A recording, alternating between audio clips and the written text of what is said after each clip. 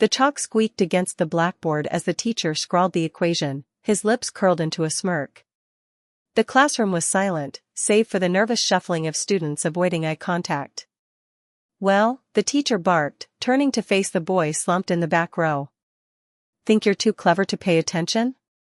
Let's see you solve this." The boy didn't move. His threadbare sweater hung loosely on his frame, and his eyes, shadowed by exhaustion, stayed fixed on his desk.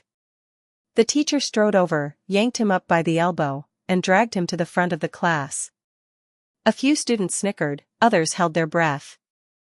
The equation on the board was infamous, a graduate-level problem the teacher used to crush arrogance. But the boy wasn't arrogant. He was invisible. The teacher tossed the chalk at him. It clattered to the floor. "Pick it up," he sneered. "Show us all how smart you are." The boy's hands trembled as he crouched to retrieve it. For a moment, he stared at the symbols, his face pale. The room hummed with anticipation. Then, slowly, he began to write. Numbers and Greek letters bloomed across the board. The teacher's smirk faltered. Students leaned forward, their whispers dying as the boy's chalk moved faster, equations spiraling into theorems none of them recognized. The teacher's face flushed red, then drained to white. He gripped the edge of his desk, knuckles bone white, as the boy circled a final, elegant solution. Silence. The boy swayed slightly, his breathing shallow. The teacher opened his mouth, to apologize? To shout, but before he could speak, the boy crumpled to the floor. Chalk dust billowed around him like smoke. The class erupted, gasps, chairs scraping, someone screaming for the nurse. The teacher stood frozen, staring at the equation. It was correct. By the time the school nurse burst in, the boy was unconscious, his forehead clammy. As they carried him out, a girl in the front row snapped a photo of the board with her phone. By afternoon, the image would go viral. But in that moment, all anyone noticed was the teacher's trembling hands, and the strange, wet glint in his eyes. The fluorescent lights of the nurse's office buzzed like angry flies as the boy stirred awake. His throat burned, his limbs heavy, as if he'd run for miles. The nurse, a no-nonsense woman with silver hair, pressed a paper cup of water into his hand. "Dehydration," she muttered. "And exhaustion. When's the last time you ate?" He shrugged, avoiding her gaze. The truth was, he couldn't remember. Across town, the math teacher paced his cramped apartment, the boy's chalky solution burning in his mind. He'd spent hours checking it, tracing each step with a shaking finger. Flawless. Impossible. Guilt gnawed at him, sharp and unfamiliar. He'd seen the boy's faded sweater, the hollows under his eyes, signs he'd ignored. That night, he drove to the school, intent on shredding the incident report. But in the boy's desk, he found something else, a stack of notebooks, their pages crammed with equations, diagrams, and theories far beyond the curriculum. The boy's world existed in shadows. After school, he worked at a dingy laundromat, scrubbing stains from strangers' clothes while his mind wandered through prime numbers and fractal patterns. At home, a small apartment reeking of antiseptic, he cared for his parent, whose labored breaths filled the silence between chemotherapy sessions. Money was a ghost, there one day, gone the next. The boy's textbooks were decade-old cast-offs, his classroom a refuge from the chaos. The teacher, meanwhile, became a man haunted. He lingered after school, flipping through the boy's notebooks, each page a labyrinth of genius. One night, he found a sketch of a quantum mechanics concept he'd struggled with in grad school, explained with dizzying simplicity in the margins. Shame curdled in his gut. He'd mocked a prodigy. 3 days after the incident, a knock startled the teacher in his empty classroom. A silver-haired man in a tweed coat stood at the door, holding a printed photo of the viral equation. "I'm looking for the student who solved this," the stranger said, his voice edged with urgency. He introduced himself as a retired professor from a prestigious university. "This isn't just advanced math," he said, tapping the photo. "It's new." "Who is he?" The teacher hesitated. For years, he'd worn bitterness like armor, resentful of students who squandered opportunities he'd never had. Now, staring at the professor's eager face, he felt a crack in that armor. "He's struggling," the teacher said finally. "His circumstances, they're not ideal." The professor leaned forward. "Circumstances can be changed." That evening, the boy trudged home to find his parents slumped on the couch, a medical bill clutched in a skeletal hand. "We can't pay this," they whispered, tears cutting through the stillness.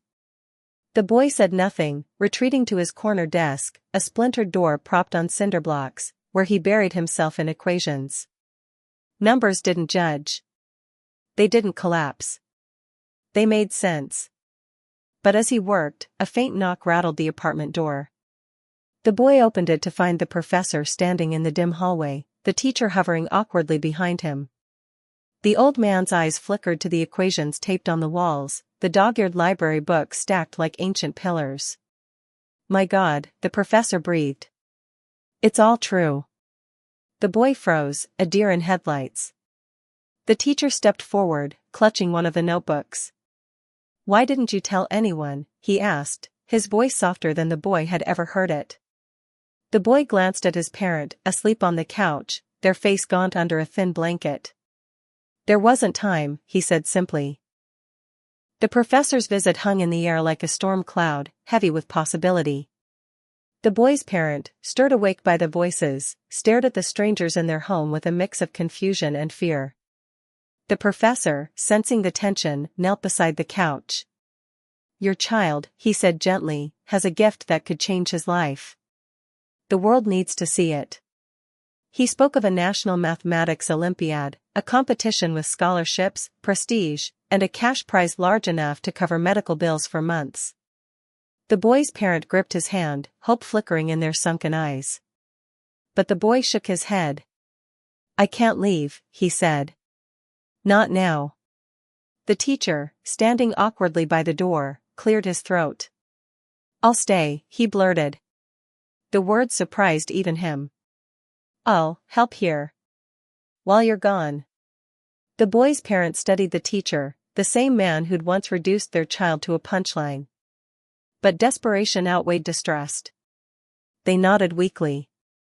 The next morning, the boy sat in the laundromat, scrubbing a wine stain from a dress shirt, his mind replaying the professor's offer. The competition was in 3 weeks. 3 weeks of training, of traveling to a city he'd never seen. 3 weeks away from the only person who'd ever believed in him, even before he could solve equations in his sleep. The washing machines thrummed like a heartbeat as he wrestled with guilt and longing. Meanwhile, the teacher began showing up at the apartment after school, awkwardly shuffling through the door with groceries or a bag of second-hand math books. At first, the boy ignored him, retreating to his desk whenever the teacher arrived.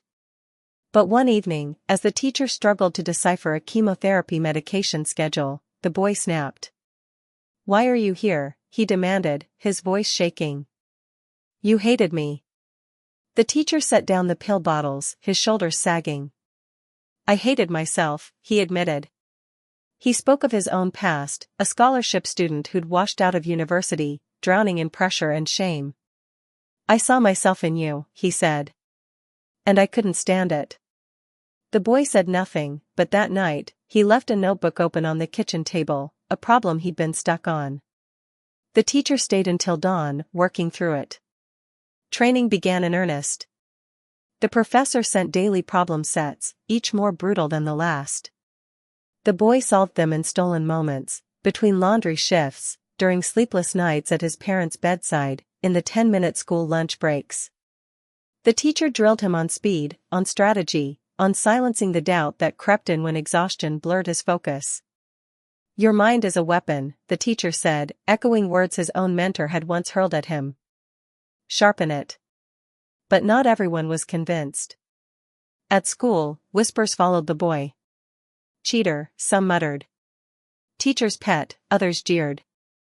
Then came the rival, a silver spoon prodigy from a private academy, whose sneer could cut glass. He'd won the Olympiad twice before and had no intention of losing to a charity case. They crossed paths at a regional qualifier, where the rival sidled up to the boy during a break. Heard you're the miracle kid, he drawled, eyeing the boy's patched backpack. Let's see how long that lasts.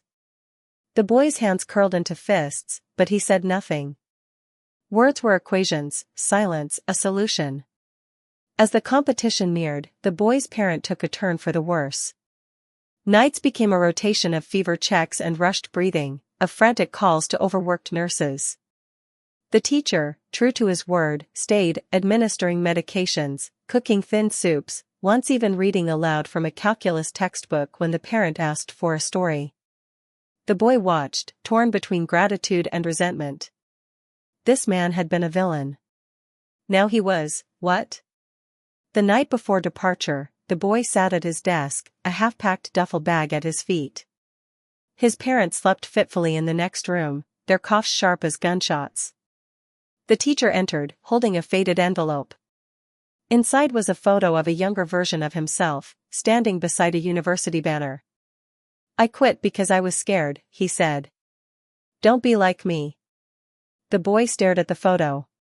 What if I fail? The teacher's laugh was bitter. What if you don't? Dawn came too soon. At the train station, the boy hesitated, his duffel bag slung over one shoulder. The teacher shoved a peanut butter sandwich into his hands. Eat, he grumbled. And call. Every day.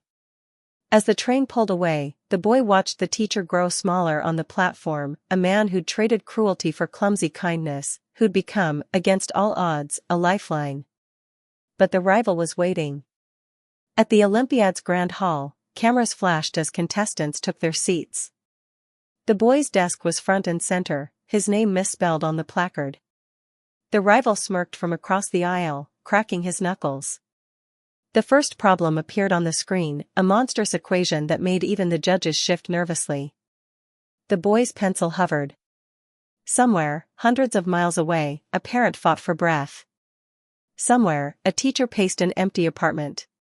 He began to write, the auditorium hummed with tension, the scratch of pencils on paper sounding like a swarm of insects.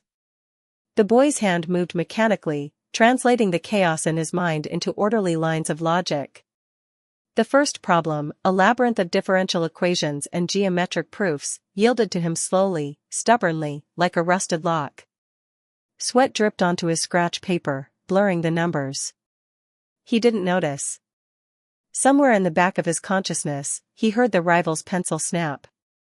By midday, the boy had solved 2 of the 3 problems. The third loomed on his desk, a beast of abstract algebra that defied convention.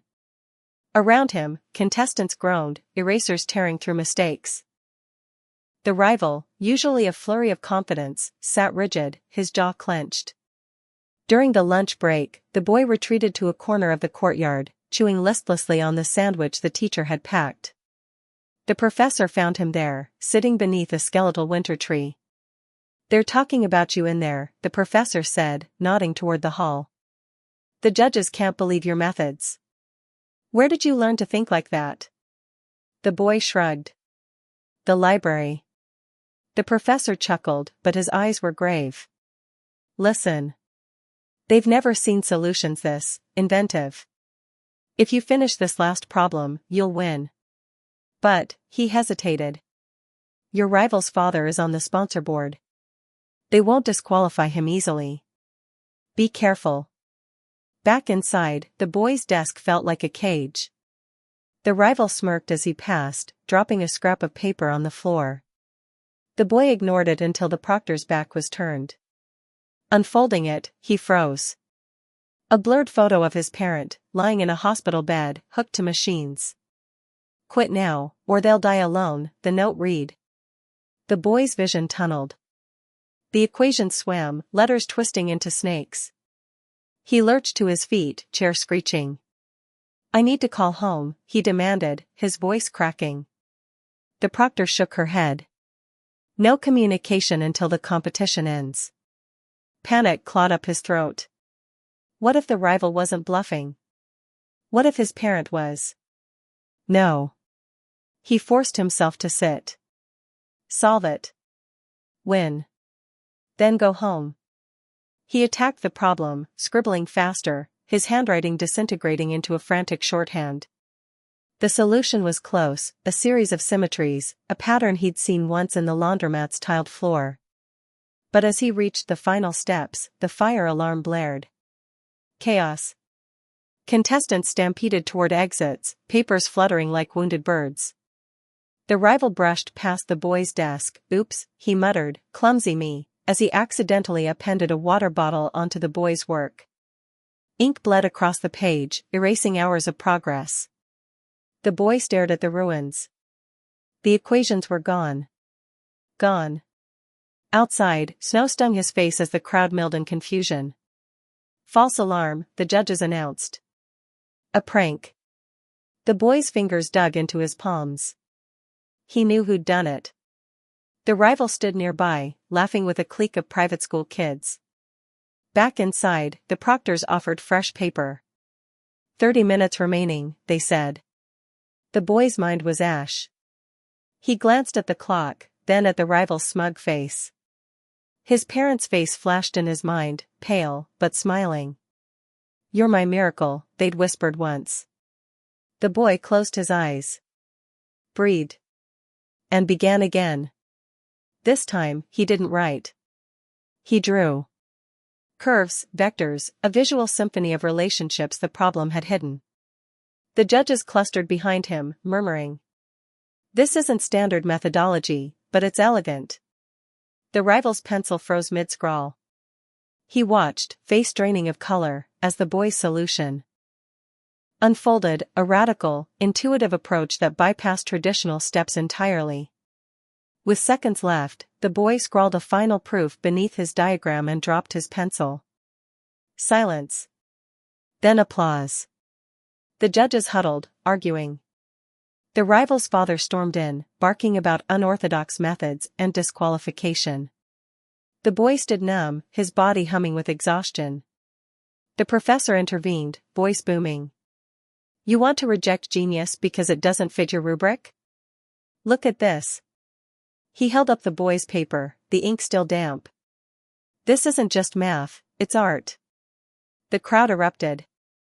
Reporters surged forward, cameras flashing.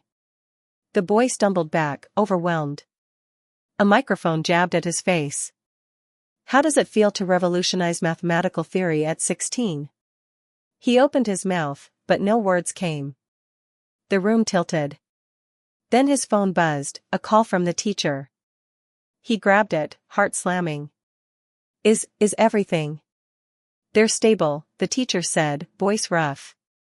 "For now. But you need to come home. Now." The boy's knees buckled. A reporter caught him. "Are you all right?" He wasn't. The rival's sabotage, the sleepless nights, the relentless ache of fear, it all crashed over him.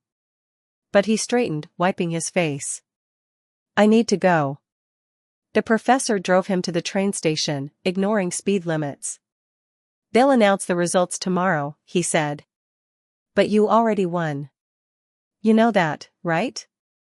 The boy stared out the window. "It doesn't matter." The train ride was a blur of snow and shadows. The teacher met him at the station, face haggard. "They're awake," he said. "They asked for you." The apartment felt colder. Machines beeped in the corner, a cruel rhythm. The boy's parent reached for him, their hand light as a leaf. "Tell me," they whispered. He did. He described the equations, the rival's spite, the way the chalk had felt in his hand that first day, like a key to a door he'd never dared open. His parent listened, tears slipping into the pillow. "Proud," they breathed. So proud. The boy slept on the floor beside their bed, his medal still hanging in the balance. At dawn, the teacher shook him awake. "It's the professor. They've delayed the results." The boy didn't care. Let them cheat. Let them steal. His parents' breath was shallow, their skin translucent. He held their hand, counting the seconds between each rise of their chest. But the world had other plans. By noon, the boy's face was everywhere. News vans crowded the street below. "Math prodigy defies odds." Scandal at Olympiad. The professor called again, they're investigating the sabotage. The rival's been disqualified. The board is panicking. The boy muted the TV. Let them panic. Let them burn. His parents' fingers twitched in his. Go back, they rasped. No. You have to. I won't leave you. His parents' voice hardened, a final spark of the person they'd once been. You will. They pointed to the door, where the teacher stood holding a train ticket. Finish what you started. The boy's protests died in his throat.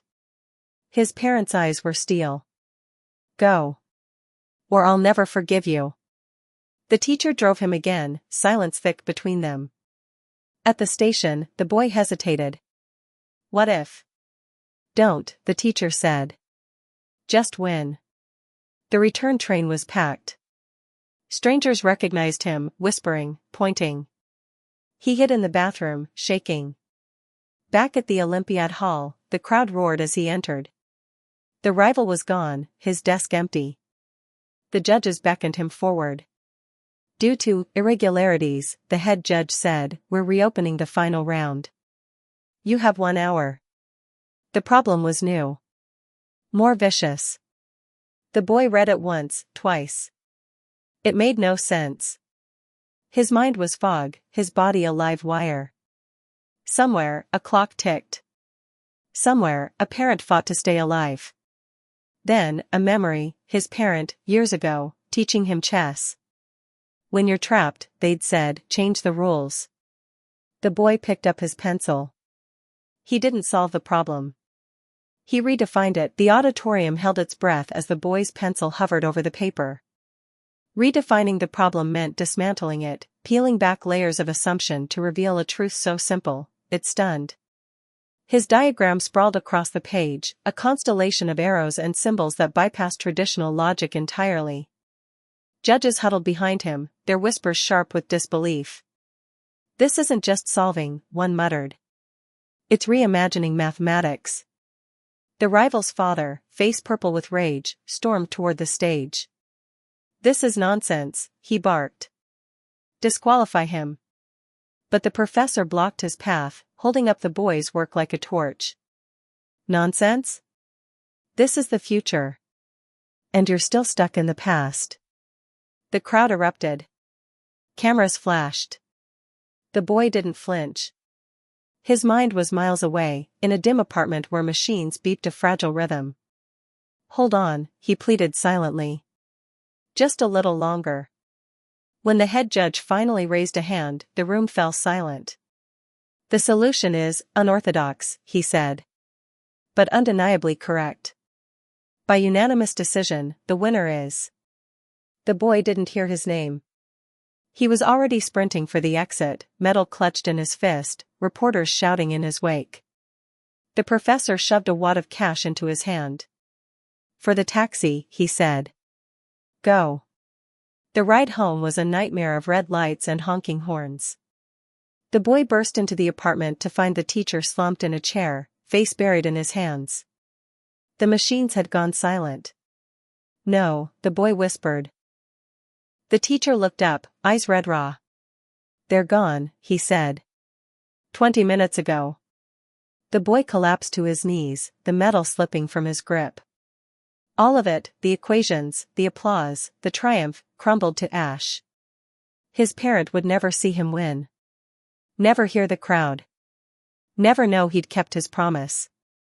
The teacher knelt beside him, voice cracking. They waited, he said. They held on until the judge called your name. I told them. I told them you did it. The boy's scream tore through the apartment, a sound so primal the teacher flinched. He lunged for the door, for the stairs, for the night sky, anywhere but here. The teacher chased him, tackling him gently on the icy sidewalk. Don't, he begged. Don't run from this. They sat there for hours, the cold seeping into their bones, until the boy's tears froze on his cheeks. The funeral was small. A handful of neighbors, the professor, the nurse from school. The boy stood apart, staring at the coffin, the metal now tucked inside his parents' folded hands. The teacher hovered nearby, unsure of his place. Afterward, the professor approached. "The scholarship is yours," he said. "Full ride. Housing. Medical debt cleared." The boy nodded numbly. It didn't matter. But that night, sorting through his parents' belongings, he found a letter tucked inside a battered recipe book. "My dearest," it began, "if you're reading this, I'm finally free. Don't grieve. You were my miracle long before equations. Take the scholarship. Live. And forgive him, the teacher. He tried, in the end." The boy's tears splattered the ink. Years later, on a crisp autumn morning, an elderly man shuffled through a quiet neighborhood, a framed equation hanging under his arm. His apartment was modest, cluttered with dusty math trophies he'd never earned. The doorbell rang. He opened it to find a man in a tailored suit, eyes still sharp behind wireframe glasses. "I was in town," the visitor said. "Thought I'd return this." He held out a notebook, the one stolen from the laundromat, filled with equations that had once baffled grad students. The teacher stared. "You kept it?" The boy, now a man, smiled. "I kept everything." They sat at the kitchen table, sipping bitter coffee. The visitor spoke of lectures, research, a team unraveling quantum theories that had once lived on a splintered desk. The teacher listened, pride and shame twisting in his chest. "Why come back?" he finally asked. The man gestured to the framed equation on the wall, the original problem from that fateful day. "You kept it," he said. "To remind me," the teacher said hoarsely, "of the worst thing I ever did." The man shook his head. "No. To remind you of the first time you did something right." Silence settled, warm and forgiving. As the visitor rose to leave, the teacher blurted, "I'm sorry. For everything." The man paused at the door. "I know," he said. "But they forgave you." "So did I." That night, the teacher hung the notebook beside the equation. His hands no longer trembled. Down the street, a car idled, its passenger scrolling through a news headline, "Genius scientist credits late parent and former teacher for groundbreaking discovery." The boy, forever a boy in the teacher's heart, glanced at the rundown apartment one last time before nodding to the driver. "To the airport," he said. As the car pulled away, the teacher watched from his window, a faint smile on his face. The equation glowed in the moonlight, no longer a symbol of cruelty, but of redemption. Somewhere, a chalkboard waited. Somewhere, a tired student daydreamed. And somewhere, a man who'd once been broken understood, the greatest theorems aren't found in numbers, but in the messy, miraculous equations of the human heart.